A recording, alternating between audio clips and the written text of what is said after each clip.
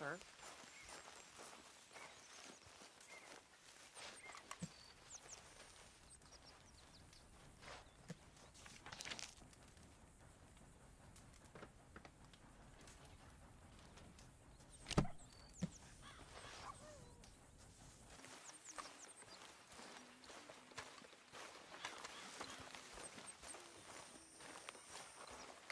Better not be stealing from the Damn it, collection box Pearson. again, Reverend. Stealing me? You. No. I was putting money in. How dare you, Mr. Pearson? Well, go on then. Put it in. Go on!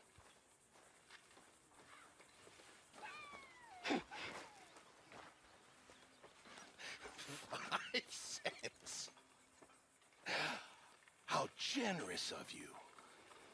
You're not a nice man, Mr. Pearson.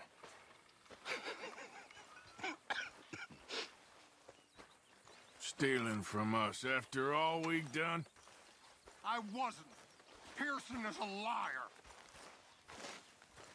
What are we gonna do with him? Stealing. After all we do for that man. How are things? I was frisky over some potent whiskey, like the waves of the Bay of the Biscay. I began to tumble and roar.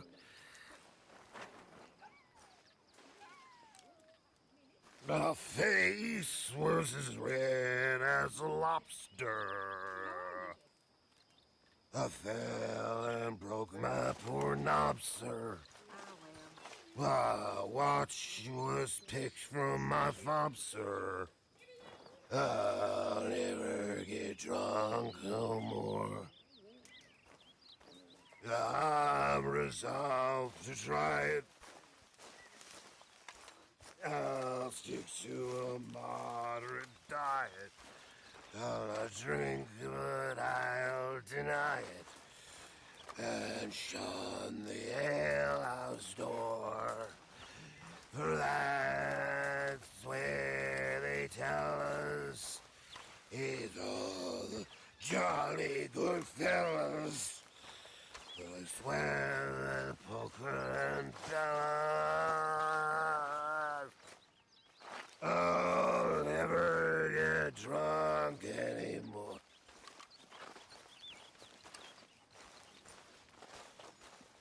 Swine. You really are.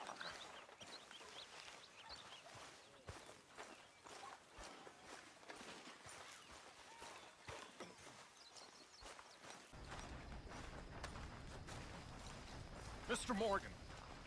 Mr. Morgan. Reverend? I just want to thank you for saving my life. The liquor is not my friend, Mr. Morgan. It really isn't. I make such a fool of myself. Don't worry about it. You're a fine man. Now, lying on the other hand, that really is a sin. You boys got it easy.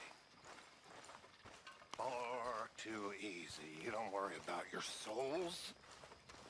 You probably don't even have them. You're like animals. You're free. Me, I'm in torment. I'm in hell. I am a failure in every conceivable way. The morphia has me by the throat, and its embrace is brutal. The whiskey wants to drown me, and God won't let me go either. I can't stand it. It's tearing at me. I used to be a man of God. But now look at me. I'm just a wretch. And worse than that, a self-pitying one.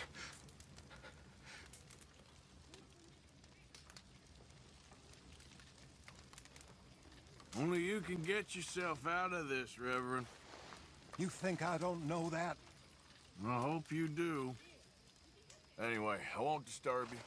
I guess. I've been on quite a tear. Me and Mary Beth have been so worried about you. You girls, you have beautiful hearts. Have a seat. Really, you do. I don't know about that. But we care about you. You seem very sad. My life took a turn for the worse when I took up with morphine and opium. I was told it would alleviate my suffering, and in many ways, they were correct. It made all my previous suffering just seem ridiculous. Now I had real suffering, and I lost everything. My vocation, my faith, my family. And but for Dutch and you poor people, I would have lost my life long ago. I'm sorry about that. So am I. And yet I know in a few days I'll be back at it.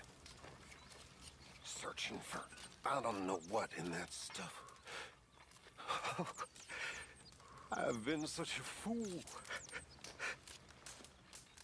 Tell her, Arthur. Tell her what a fool I've been. We're all fools, Reverend.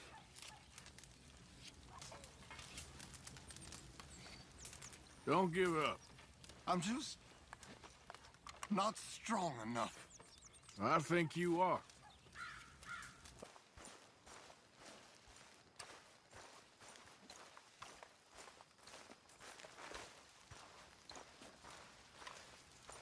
How are you keeping, gentlemen? You mind if I join you? You know, doubt is a hell of a thing. A hell of a thing. When we doubt, we become the devil's plaything. Makes us do the stupidest of things. Makes me do the stupidest of things. Now you know me, I'm a God-fearing, Rome-hating gentleman. But when the doubt takes hold of me, I'm a fiend for that stuff. When I'm strong, I can move mountains. But when I'm weakened by doubts, a child could defeat me. I am frozen by my doubt, and yet I cannot overcome it. It's a terrible burden, friends. A terrible burden indeed.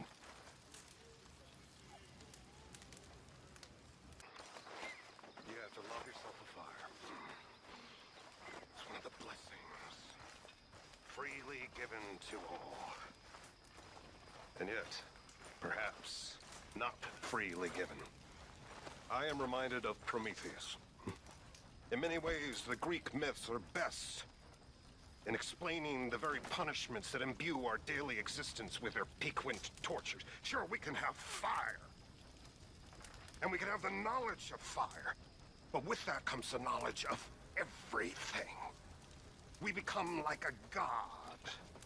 Because to be all-powerful is to be all-suffering. Yes.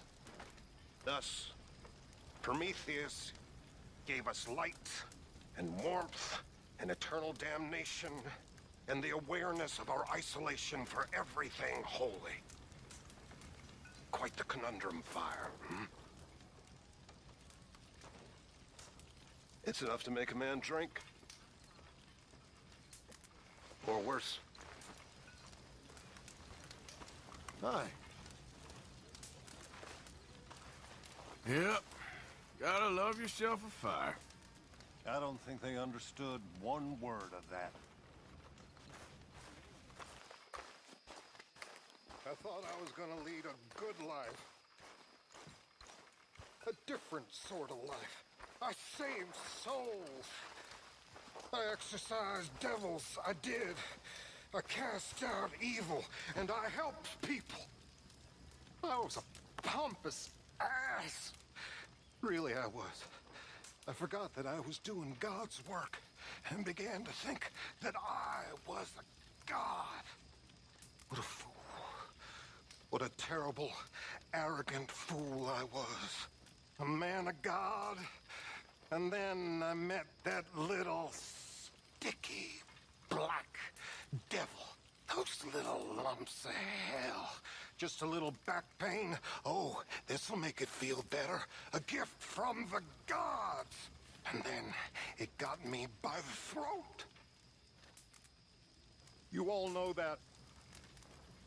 You all laugh at me, pity and despise me, I'm sure, but forgive me.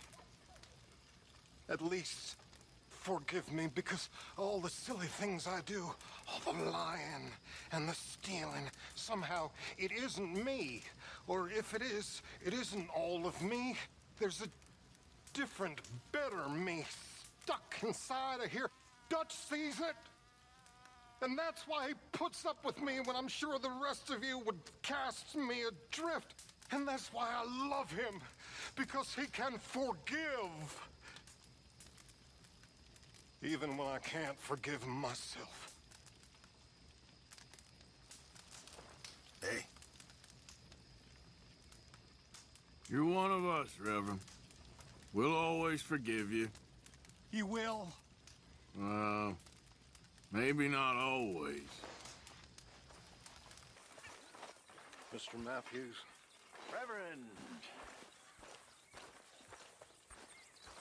I made rather a fool of myself again. Me too. Me too. It's just... it's so embarrassing. It happens. After Bessie passed away, I was drunk for a year. I wouldn't worry too much about it. You know something? I was married once. You were? Only it turns out that she was already married. So I was a party to bigamy. Just another sin to add to my list. What happened? The law caught up with us in San Francisco. She jumped aboard a ship and sailed to Shanghai, I believe. Suppose I still am married in a way, but it hasn't been terribly fulfilling. No. I suppose not.